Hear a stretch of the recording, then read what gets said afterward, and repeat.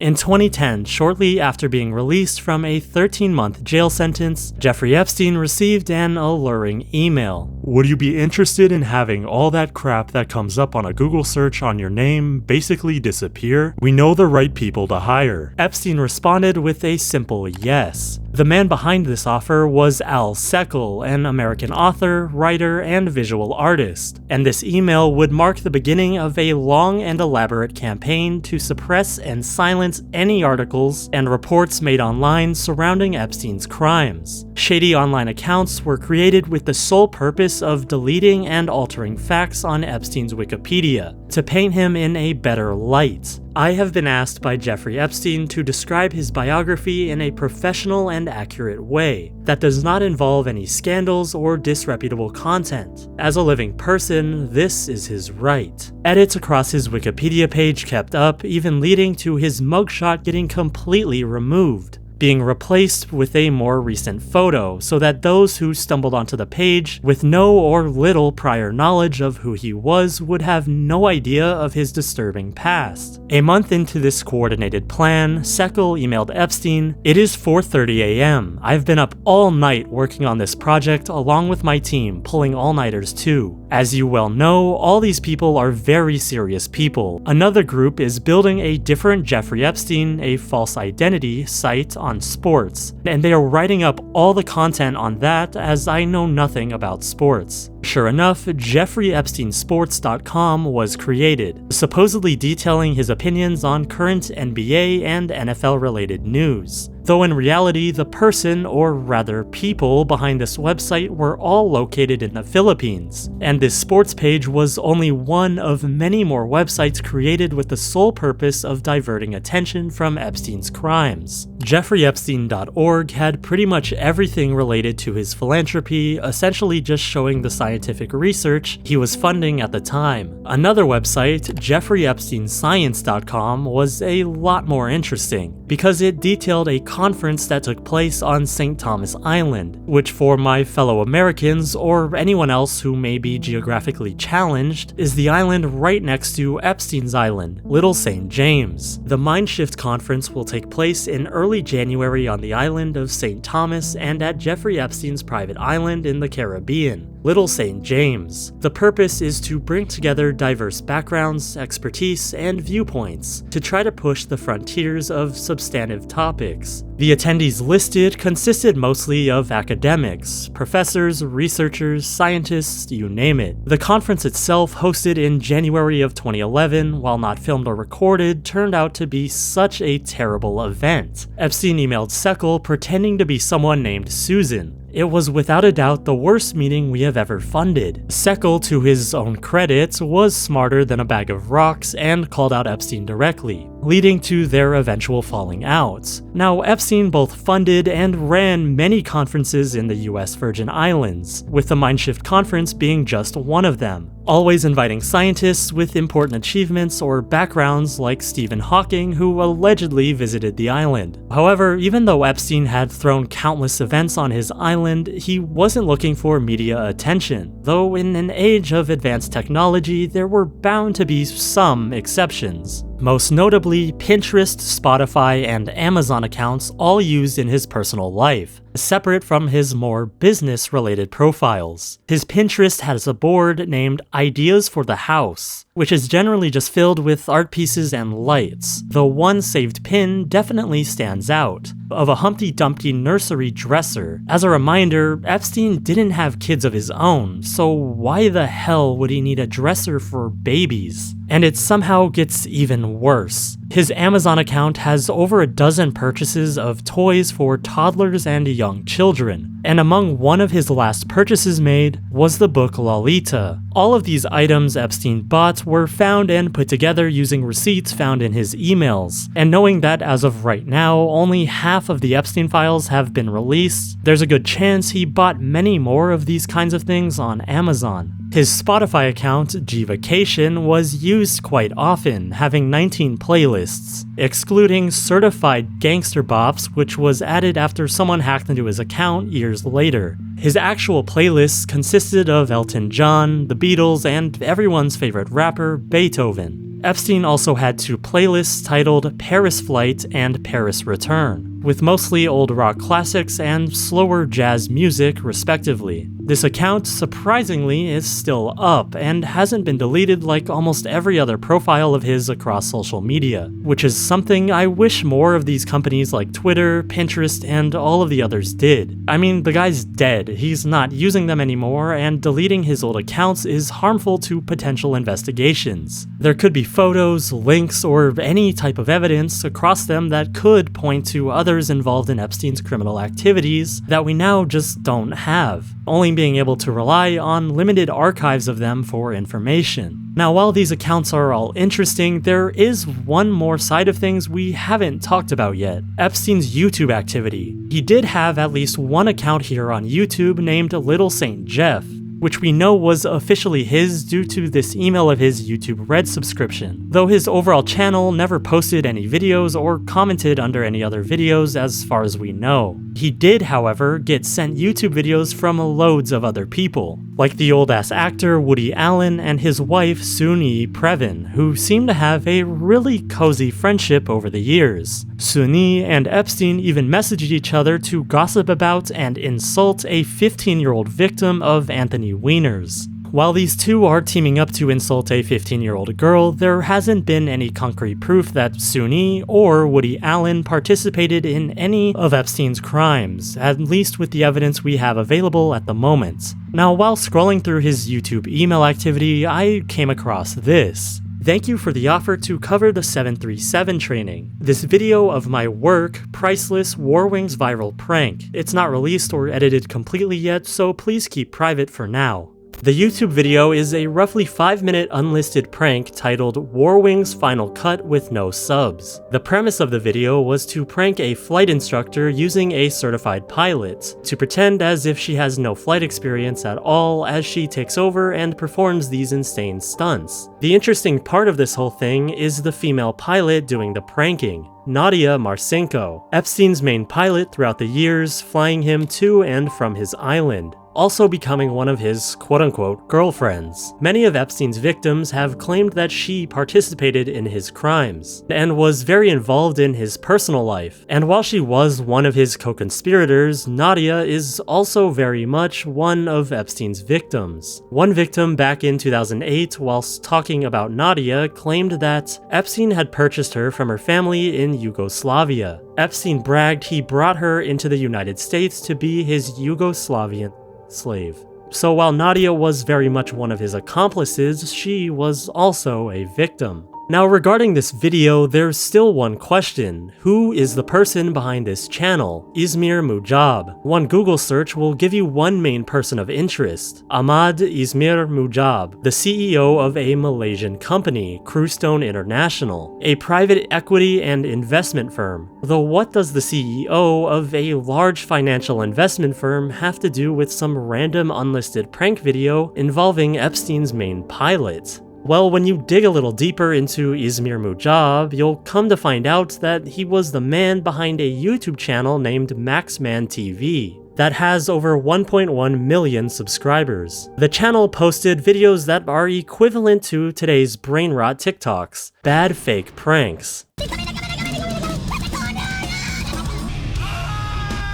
Now, while scrolling through these masterpieces that would put Tommy Wiseau's The Room to shame, one video stands out. One of the last to ever be posted on Maxman TV. Hot pilot pranks instructor in a fighter plane. This video was the same as the unlisted one Izmir posted on his hidden channel, albeit a little bit shorter, and the description has much more information. This time we took the prank to the skies. We teamed up with Nadia Marcinko and the people at Warwings to prank a flight instructor in Palm Springs, California. Watch what happens when Nadia goes undercover as a nerd and pretends to be clueless. So now it's pretty clear from both of these channels that Izmir Mujab, CEO of Crewstone International, was behind this prank video involving Nadia. There's just one missing piece. Who sent this email to Epstein? If it was Nadia, then it's much more likely that Izmir knew little to nothing about her connection to Epstein. However, if Izmir sent this email or was in contact with Epstein at all, things would be a lot more suspicious. Because as much as his associates would rather you forget, Epstein was a registered sex offender after 2008, and many in his circle knew what he was up to. Though in this case, Ismir Mujab seems to be innocent, and it's more likely the person behind this email is either Nadia or someone else, because Ahmad Ismir Mujab's name doesn't show up once in the files or in anything associated with Jeffrey Epstein. The only thing he's proven guilty of is bad pranks.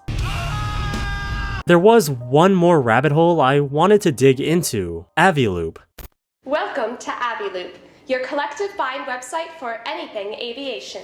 Founded in 2011 by Nadia Marcinko, Aviloop.com served as a hub for aviation-related services. Welcome to Aviloop, the one and only aviation deal website for pilots, aircraft owners, jet setters, and aviation enthusiasts. The website primarily sold discounts for flights, merchandise, and most things aviation-related. As far as I understand it, the way it worked was that upon signing up to Aviloop, they would send you an email with various deals. You would pick and buy one, then receive an Aviloop voucher, which you would use at the discounted location. So Aviloop was giving individuals the discounted deals to use on other businesses that we can assume agreed to work with them. At least that's what they claim. There's a lot of things that just seem off about the company. For one, they have a pretty apparent focus on deal attendance, girls that Aviloop customers could have a chance at winning a one-on-one video call with, which is very odd to be placed on a website claiming to be about aviation. And not only was this website associated with Epstein through Nadia, but he also was very much involved in it, funding it and emailing others dozens of times about it. When you look through the Aviloop discussion board on their website for users to post or talk about these deals, you'll realize that there aren't any responses, at least to the vast majority of these posts, which mention things like tattoo-lits, memberships, and flying lessons.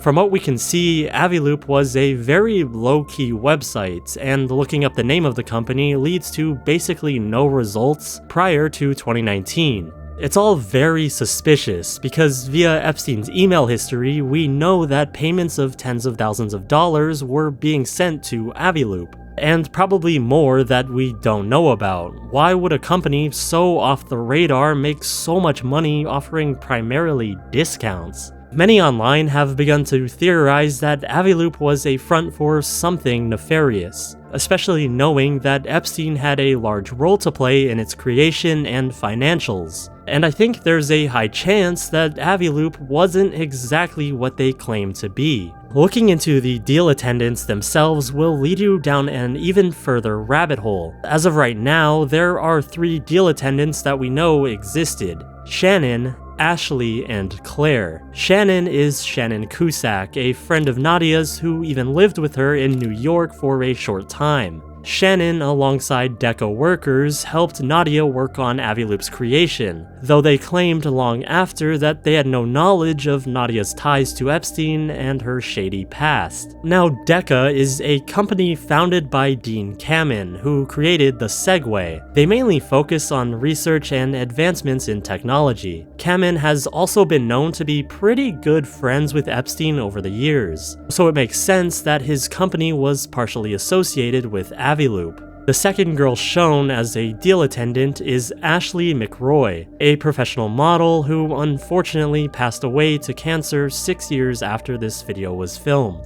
The third girl, Claire, is a lot more mysterious, with virtually no information about who she is, stumping many in the Aviloop online investigation, so I did a little digging. We know that Ashley was a professional model in her mid-20s that worked in New York during her Aviloop commercial, and Shannon was in the same boat, so we can also probably assume that Claire was a professional model based in New York City in 2011, likely aged somewhere in the early to mid-20s. This led me down a long path of dozens and dozens of different Claires in New York, but none of them match the girl shown on Aviloop. There seemed to be no clear trace of anyone named Claire that fit those characteristics. And that's because Claire actually wasn't like Shannon or Ashley at all. This girl is Claire Davison, and at the time, 16-year-old ballet dancer and actress, who for some reason was given a job as a deal attendant here at Aviloop. Though we don't know much more beyond that. But because of this Facebook post from 2012 that lists Claire as being 17, we know for a fact that during the filming of Aviloop's promotional videos a year prior, she was underage. So what the hell is the deal with Aviloop? If you've seen Nick Crowley's video, you'd know that with the exception of Claire's identity, this was essentially where the mystery ended. But there had to be something more that could give more information about what this company truly was. So I did even more digging and came across this blog, created by Nadia Marcinko, all about Aviloop. The website features much less and was pretty obviously given much less attention than their main website. However, one thing does stand out. We are going to AOPA Summit. We just registered for AOPA Aviation Summit, September 22nd to 24th in Hartford, Connecticut. 3 days of living and breathing general aviation. You can only imagine the smiles on our faces right now. We will be spreading the news about Aviloop and how we can help improve GA. We are going to have our deal attendants present and picture ready. All you lucky attendees get to meet and take photos with the lovely ladies and sign up for our free mailing list. We are so excited to be surrounded by people who love aviation just as much as we do. Let us know if you are going too and check back for more updates. The AOPA Summit is a yearly event hosted by the Aircraft Owners and Pilots Association for fans of all things aviation. And in both 2011 and 2012, Nadia posted to this blog page that both her and Aviloop's deal attendants would be at the event. I skimmed through every single video filmed of these two summits that I could find on YouTube, but unfortunately I couldn't find a single sighting of her. I felt like a conspiracy theorist scanning the trees looking for Bigfoot, but instead of a big gorilla, I was looking for a blonde Slovakian woman dressed as a flight attendant. Now, although there might not be footage of her or any deal attendants at the event, there was an audio recording. In a now deleted interview of the Airplane Geeks podcast on episode 169.5. They interviewed many individuals that attended the AOPA Summit in 2011, and one of the guests was Nadia. The podcast only has episodes available that were recorded after 2019, and I couldn't figure out a way to retrieve the deleted MP3 file, but thanks to a Redditor from 7 years ago, we have a quote. When asked about how she became a pilot, she explains, quote, "I was a model that was scared of flying, then took a flight lesson and I guess it worked."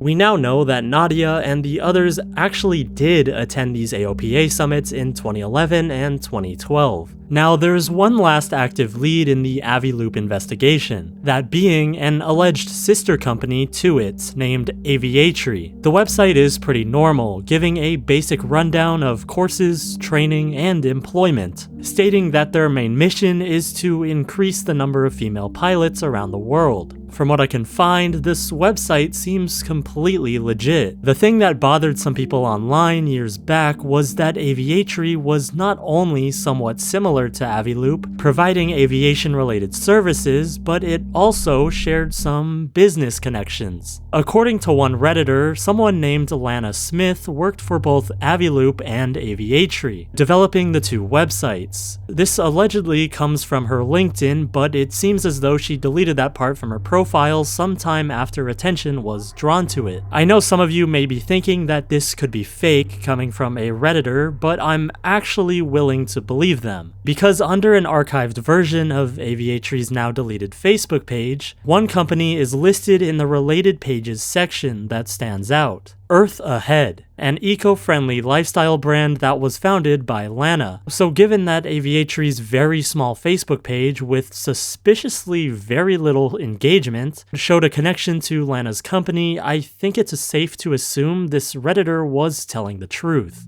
There's one final connection I could find between Aviatry and Aviloop. While scrolling through Aviatrix's Instagram and checking to see who they were following, I found out that they were actually following Shannon Cusack, ex-deal attendant for Aviloop and once friend of Nadia Marcinko. It's also worth mentioning that Aviatrix's last Instagram post was 1 month before Epstein was eliminated, and their Facebook account was taken down sometime around then as well. It could be a complete coincidence or something to look into in the future. Overall, while there isn't any hard evidence of trafficking or anything along those lines regarding Aviloop, the whole thing is extremely suspicious and concerning, because at the very least, an alleged teenage girl was hired to work and act as a deal attendant, possibly even taking one-on-one video calls with random online Aviloop customers. If any other updates come out in regards to this rabbit hole, I'll be sure to leave them in the comments below.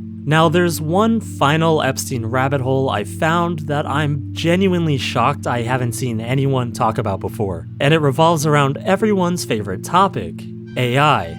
In the recently released files, it was revealed that Epstein was funding research into robotic toddlers. This all started in the early 2000s when Epstein began to dip his toes into artificial intelligence research, funding a meeting called the St. Thomas Common Sense Symposium, which took place on, you guessed it, St. Thomas Island. Years later, Epstein got in contact with and began to work with and fund 2 individuals researching AI. Former University of Tennessee professor Itamar Arel and Ben Goertzel. Emails between Goertzel and Epstein show that Epstein funded this research into a, quote, robotic toddler. So at that pace, we could plausibly have the robot toddler in 2017 to 2018. And from a robot toddler with common sense, understanding of its environment, and the corresponding natural language constructions to much more advanced AGI, I believe is not such a large step. Anyway, once we have a robot toddler in hand, funding will not be one of our many problems. Now, if you've been on the internet for a long time, you may remember Sophia, who in 2016 took the internet by storm, because Sophia was the first AI-powered humanoid robot to ever be created, and Ben Goertzel was one of the main researchers behind it, being the, at the time, chief scientist of the company who created her. So while we don't really know if the robotic toddler was ever actually created, we do know that Jeffrey Epstein, through funding of Goertzel's research, unironically contributed to the creation of the world's first AI humanoid robot, Sophia. I didn't think AI's reputation could get any worse than it already is, but I guess I was wrong. As always, don't go out of your way to harass or bother anyone mentioned in this video. And as I stated earlier, if any new information or leads come out, I'll leave them in the description or in a pinned comment below.